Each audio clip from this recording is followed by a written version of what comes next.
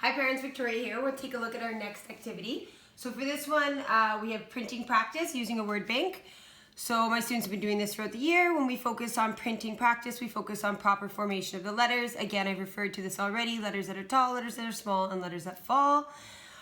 You'll need the following template, which I'll link in, which is this, to do this activity. Again, if you don't have a printer and you can't print this off, take a ruler, a blank piece of paper, and draw out those kind of traditional dotted lines for your child. So what we do this in class all the time, but we do different variations of this game. Sometimes I use a word bank with word tiles. Sometimes I'll use just images, or sometimes I'll pick sight words, and those are the three different ways I pick words for the students to write up. But for this purpose of this activity, I'll use my word bank, and then I'll provide you with an alternative of what you can do at home if you don't have these, okay? So I always reach in and I pick a word, or the students pick a word, and the word is wheels. So we take a look, we'd look at the blend in class, like the WH says wha, and then my students know when there's two E's, it's a screaming E, so it says E, so wheels. So bear with me for 1 second. We'll go number 1. And we'll write wheels. So W, H is tall, E is small, E is small, L is tall, and S is small. Wheels. So then what the expectation is the students would come to and use this sheet. Let me get that out of the way for you parents. And they would write, I'll write it first and then I'll flip it around for you guys. So W is small, so they know it'd have to stay under the dotted line. H is tall, E is small, L is tall, and S is small. So that's what it would look like. That would be number 1. You'll see, parents, a lot of students will draw the E's kind of flying. Well, that's at least the word we use, that they're flying when they're not touching the bottom and touching underneath the dotted line. So just pay attention to that when we're doing proper formation. Then we'll pull out another word from our word bank. And we got water. So another W word. So there we have 2 W words, and W says wha. Okay, so then I'll pick a different marker. Keep it fun. We'll go number 2. So candy cane diagonal, give it a shoe. And we have water. W is small, A is small, T is tall, E is small, and R is small. Water. So we would come to our board and we will write water. And these, parents, will be the 5 words that I use in this PowerPoint slide. Okay, then let's go in, we'll pick crazy. Being in quarantine is crazy. Just kidding. You could put the word in a sentence for your students. So here we got a letter that falls, which is why I picked that one. So let's take a look at it here. 3, around the tree, that's how you make a 3, and we got crazy. So C, magic C. And we call it magic C, and my parents, you know this because magic C forms a lot of different letters, right? It forms A's, right? It's the beginning of an A, and then we had a tail, D's, G's, so that's why we call it magic. R is small, down the side and back up.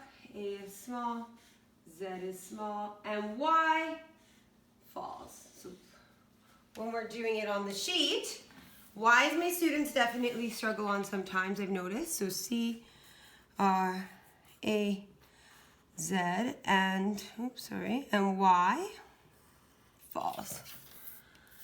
And Y says, yeah. Okay, and then we'll pick 2 more words really quickly. I'll pick one that's not red. Okay, travel. I wish I could travel right now. Let's take a look at travel. Down, across, and down once more. That's how you make a 4. So, and you know what, parents? These are all lowercase letters on my word tiles. If you wanted your child to practice an uppercase letter, you could do it at the beginning of the word, but generally when we do this game, we use all lowercase. So T is tall, R is small, A is small, V is small. V says V, right, for Victoria. E is small, and L is nice and tall. So we'll go in and we'll write travel. T-R-A-C.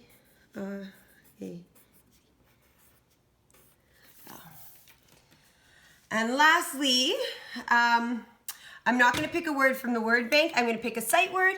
And the sight word that I am going to pick is the word they. Okay, so hat, short neck, and a big belly. So they is looking at that Rude Brothers again, looking at that blend. So the T and H. So we have a T and H. Both tall letters. E is small and Y falls. So I'm going to put a star beside this one because this is a sight word. This is a great word to constantly revisit with your children. So let's take a look. We'll quickly write it on here. T, H, E, and Y falls. So this is what it would look like completed. They could do 5 words. Some students will honestly in class, they'll be like, Miss S, we want to do more. So I allow them to do as many as they want and they come up and pick from their word bank. If you want to keep going, just use the other side of this paper. You could put multiple words on each line. The kids have done this, the students, sorry, have done this a number of times so they know exactly what to do. An alternative, like I said, I'd provide you with, if you didn't have word tiles, you could even do, actually if you had Scrabble at home, you could build the word before you wrote it on the line. So you could use the little Scrabble tiles if you wanted to build each word.